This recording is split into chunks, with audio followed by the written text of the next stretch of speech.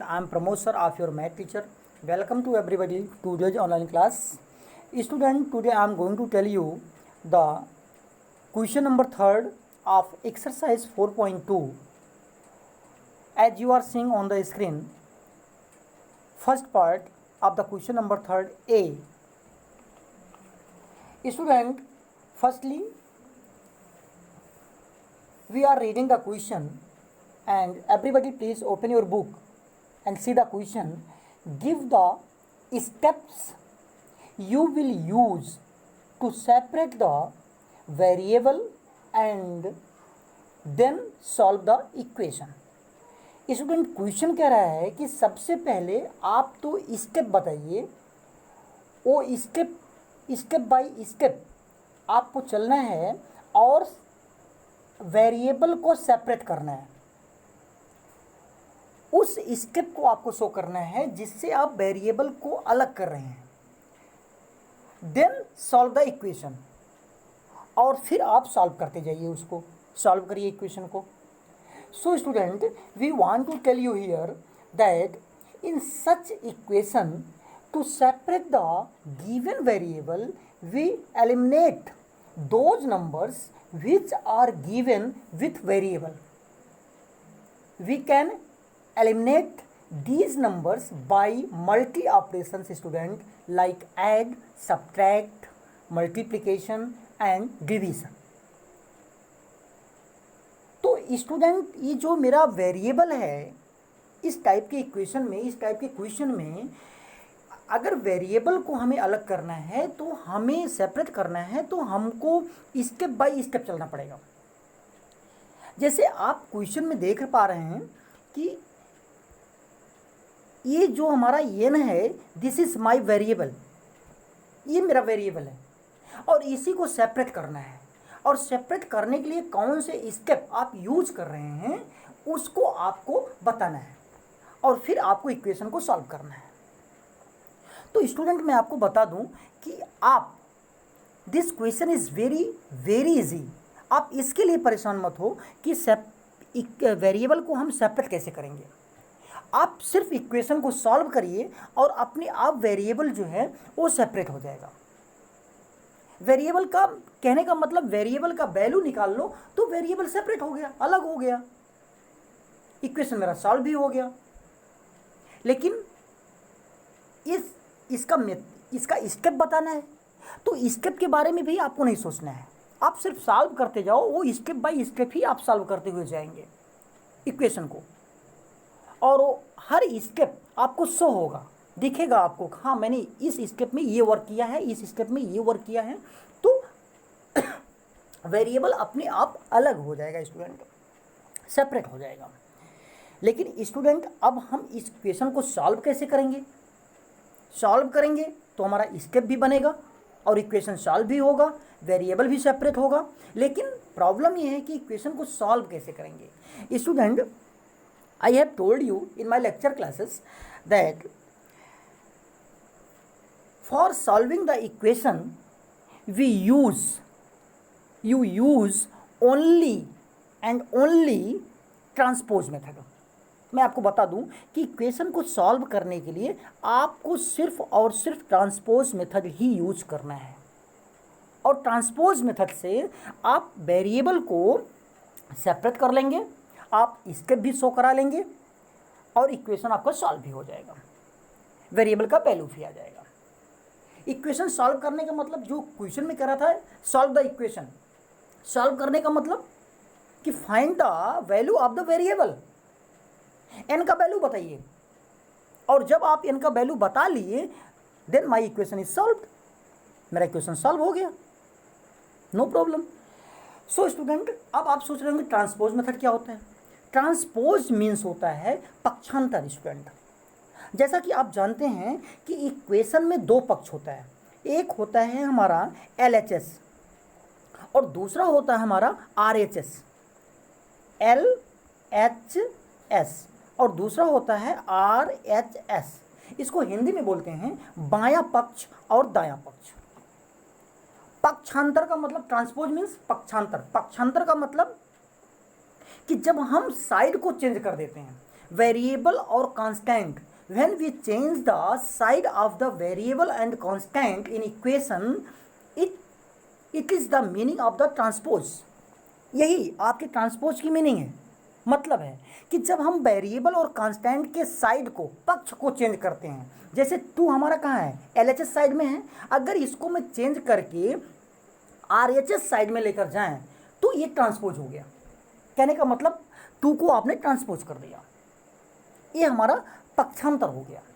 लेकिन स्टूडेंट, ये ट्रांसपोज, किसी भी वेरिएबल और कांस्टेंट को ट्रांसपोज करने के पीछे कंडीशन भी होता है। कंडीशन क्या होता है कि अगर आप किसी भी नंबर को ट्रांसपोज कर रहे हैं लेफ्ट साइड में, राइट साइड से लेफ्ट साइड में, या लेफ्ट साइड से राइट साइड में, तो स्टूडेंट उसका साइन चेंज हो जाता है।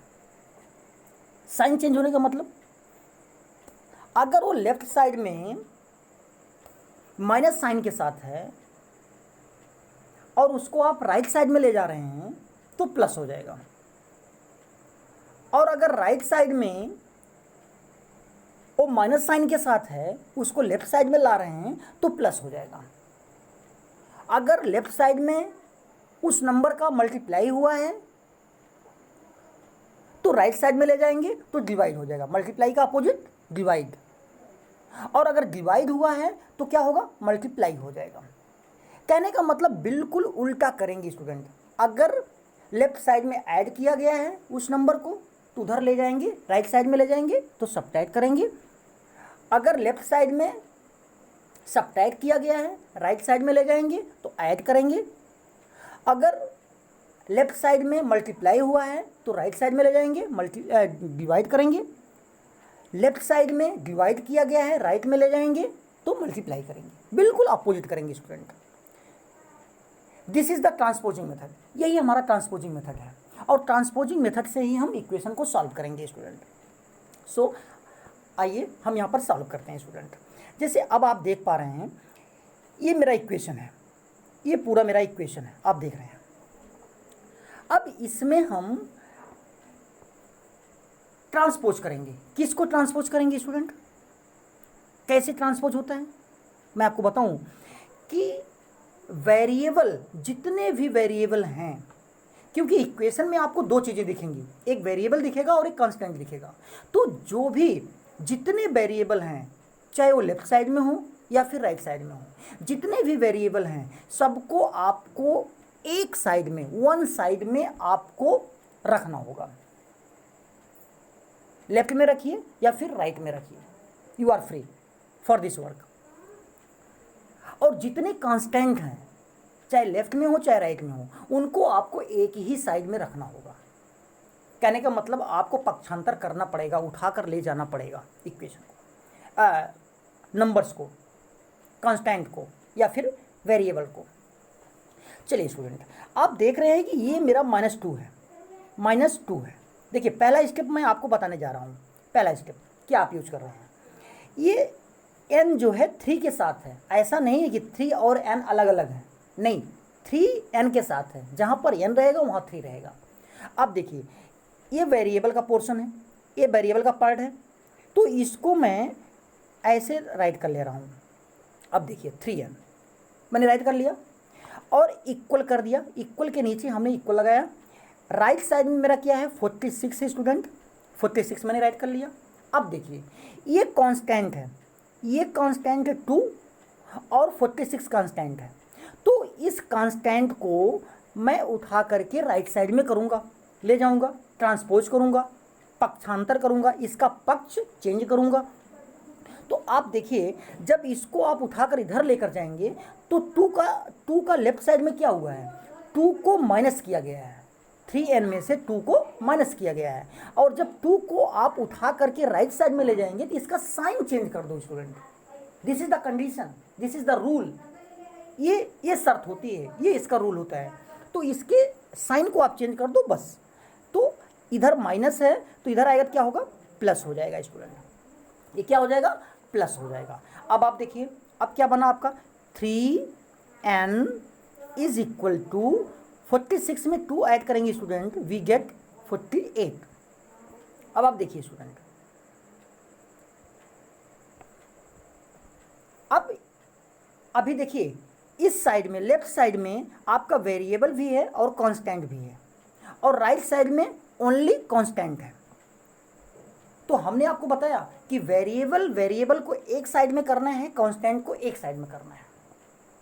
कहने का मतलब ये है कि अब हमारा थ्री को यहाँ रखकर काम नहीं बनेगा, अब थ्री को भी हमें ट्रांसपोज ही करना पड़ेगा। तो एक स्टेप में एक एक नंबर को हम ट्रांसपोज करते हैं। पहले स्टेप में मैंने 2 को ट्रांसपोज किया, 2 को ले गया राइट साइड में। अब इस बार मैं इस कांस्टेंट को कांस्टेंट के साइड में लेकर जा रहा हूं। तो आप देखिए 3 का इस n के साथ क्या हुआ है, इसमें कौन सा ऑपरेशन यूज हुआ है? मल्टीप्लाई का ऑपरेशन यूज हुआ है स्टूडेंट। मल्टीप्लाई हमने आपको बताया कि if there is no sign between one constant and one variable you will understood about the multiply sign. तो 3 और n के बीच में क्या है? मल्टीप्लाई है स्टूडेंट। तो जब 3 को हम ट्रांसपोज करेंगे राइट साइड में, तो हमारा लेफ्ट साइड में क्या बचेगा? ओनली n बचेगा। क्या बचेगा स्टूडेंट? ओनली n बचेगा, मेरा सिर्फ n बचेगा। और 3 को जब ट्रांसपोज करके हम इधर ले जाएंगे तो 3 का यहाँ मल्टीप्लाई हुआ है, इधर आएगा तो क्या होगा? अपोजिट होगा स्टूडेंट। मल्टीप्लाई है तो डिवाइड है होगा, ऐड है तो सब्ट्रैक्ट होगा, सब्ट्रैक्ट है तो ऐड होगा, डिवाइड है तो मल्टीप्लाई होगा। जब आप ट्रांसपोज उसको करेंगे, पक्ष उसका चेंज करेंगे, तो अब इसको हम लेफ्ट साइड से राइट साइड ले जा रहे हैं, तो मल्टीप्लाई यहाँ हुआ है लेफ्ट साइड में, तो राइट में लाएंगे तो क्या होगा? डिवाइड हो जाएगा। कहने का मतलब, सॉरी स्टूडेंट, आप देखिए इक्वल लगाएंगे, n इज इक्वल टू 48 है, और 3 को जब उठाकर लाएंगे ट्रांसपोज करेंगे राइट साइड में, तो 3 का इधर क्या होगा? डिवाइड हो जाएगा स्टूडेंट, और मैं डिवाइड कर दूंगा। और आप डिवाइड करना जानते हैं कैसे डिवाइड होगा? 3 1 जा 3, 1 3 6 जा 18। It means n is equal to 16. My equation has solved. मेरा इक्वेशन सॉल्व हो गया स्टूडेंट। n का वैल्यू क्या आया? 16 आया। और आप देखिए, आप स्टेप बाय स्टेप करते हुए आ रहे हैं, एक एक स्टेप। पहला स्टेप यहाँ किया, दूसरा स्टेप यहाँ किया, तीसरा यहाँ किया, और लास्ट स्टेप में, फोर्थ स्टेप में आपका n का वैल्यू आ गया, और n आपका सेपरेट हो गया, अलग हो गया बिल्कुल। So student, in this way we can solve the other equations. Like student, I am taking here, there are 4 parts is given in your question. I am taking only 2 parts in this video, for A and C part. So student, see the C part. C part student, 20 P upon 3 is equal to 40 student, 40। अब ये देखिए, ये भी equation student, क्योंकि इसमें variable और constant use हुए हैं, इक्वलिटी का स्टेटमेंट है student. So this is equation. अब इसमें भी आपको वेरिएबल को सेपरेट करना है। वेरिएबल क्या है student? Variable is p and you need to separate this p. But student, how can we solve this equation? By the transposing method.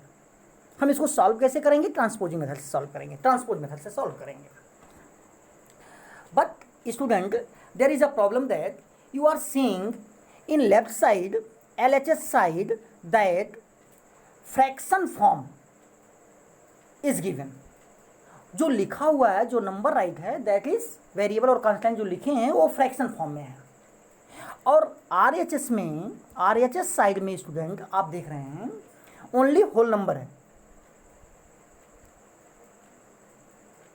40। तो student, how can we solve this type equation? If one side is written in fraction form and second side is written only whole number. So student, for solving this type equation, we make both sides in fraction form. हम इस type की equation को solve करने के लिए दोनों side को fraction form में बना लेते हैं। अब फ्रैक्शन फॉर्म कैसे बनेगा स्टूडेंट, आप देखिए फ्रैक्शन फॉर्म मेरा कैसे बनेगा। फ्रैक्शन फॉर्म कैसे बनेगा, इस साइड में तो लेफ्ट साइड में फ्रैक्शन फॉर्म है ऑलरेडी, राइट साइड में ही फ्रैक्शन फॉर्म नहीं है। तो किसी भी होल नंबर को आप फ्रैक्शन फॉर्म में राइट कर सकते हो। कैसे, by writing the denominator as 1। अब देखिए आप राइट साइड भी आपका जो है फ्रैक्शन फॉर्म में हो गया। और जब दोनों साइड स्टूडेंट फ्रैक्शन फॉर्म में हो जाएं तो एडजस्ट तुरंत हमें क्रॉस मल्टीप्लाई करना चाहिए। क्रॉस मल्टीप्लाई, क्रॉस मल्टीप्लाई, आप देखिए क्रॉस मल्टीप्लाई हमको करना चाहिए। एरो जैसे बना है उसी तरीके से हमको मल्टीप्लाई करना है। सो स्टूडेंट 20p का अगर 1 में मल्टीप्लाई करेंगे तो आप जानते हैं क्या आएगा, 20p आएगा, 20p ही आएगा। अरे भाई 20 का 1 में करेंगे तो क्या होगा, 20 ही होगा, 20 बन जाए 20 तो 20p हो गया। एक मल्टीप्लाई करने पर इसके एडजस्ट बाद तुरंत हम इक्वल का साइन लगाएंगे स्टूडेंट, तुरंत इक्वल का साइन लगाएंगे और इसके बाद फिर हम दूसरा मल्टीप्लाई करते हैं। तो 40 का 3 में मल्टीप्लाई करेंगे तो क्या आएगा स्टूडेंट, 120 आएगा।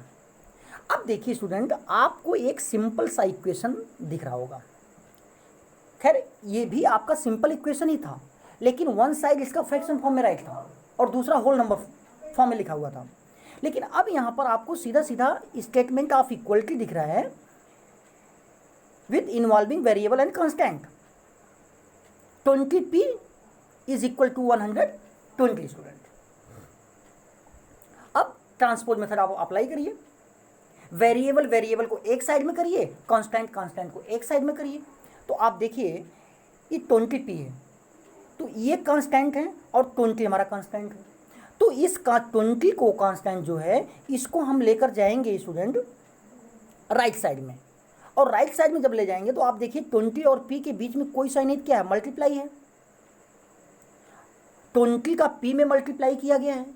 तो जब 20 को हम ट्रांसपोज करेंगे राइट साइड में तो 20 का क्या होगा, इधर 20 से क्या होगा, डिवाइड होगा, क्योंकि मल्टीप्लाई का डिवाइड हो जाता है। 20 का यहाँ मल्टीप्लाई किया गया था इधर आएगा तो 20 से हम डिवाइड करेंगे। तो लेफ्ट साइड में क्या बचेगा मेरा स्टूडेंट, ओनली p बचेगा, only p is left in left side is equal to जो पहले से नंबर प्रेजेंट है राइट साइड में उसको हम पहले लिखेंगे स्टूडेंट 120, और जिसको हम ट्रांसपोज करते हैं उसको हम बाद में लिखते हैं। तो अब हम 20 राइट करेंगे, 20 का यहाँ मल्टीप्लाई हुआ है तो राइट साइड में आएगा, 20 से क्या होगा, डिवाइड होगा। And everybody know how to divide 120 by 20, that is 6, 26 जा 120 student. Now you can say that p is equal to 6। आप देखिए यहाँ पर ये मेरा वेरिएबल जो है सेपरेट हो गया और मेरा इक्वेशन भी सॉल्व हो गया। कहने का मतलब p का वैल्यू भी आ गया। So student I hope you have understood. So thank you student, thank you very much.